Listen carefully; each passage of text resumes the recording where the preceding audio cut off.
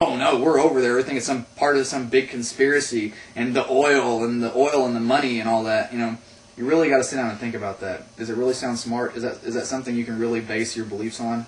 Think about that for a minute. And the other thing I heard today is Hillary Clinton is a Christian.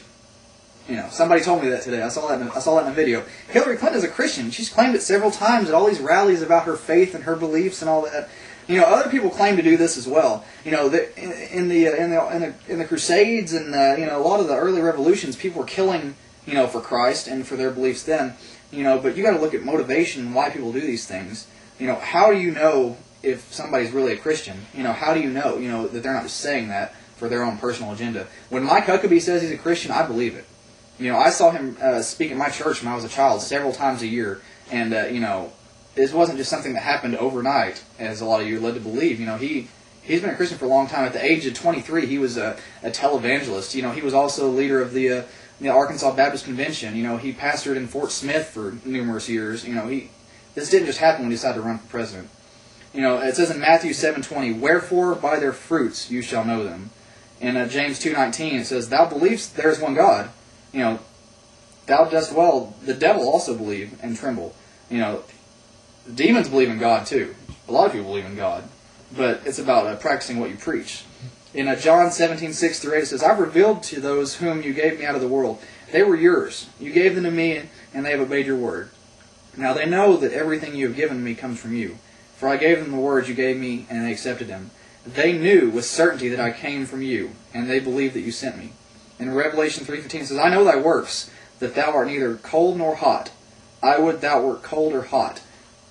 Talking about lukewarm Christians, another one I like is Revelation 3:16. It says, "So then because thou art lukewarm and neither cold nor hot, I will spew thee out of my mouth."